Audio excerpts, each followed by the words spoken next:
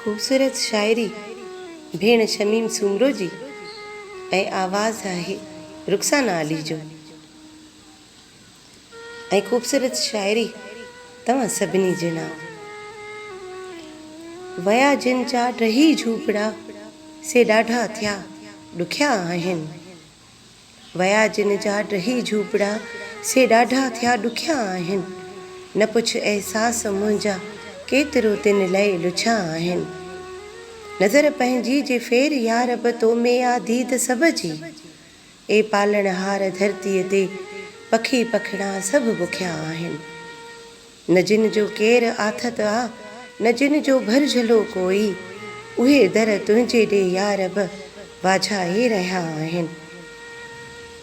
विसारे पंहिंजे ॾुखड़नि खे मूं धरतीअ खे गले लातो। ॾिठा मूं ॾेह जा ॾुखड़ा से शाइरीअ में लिखिया आहिनि।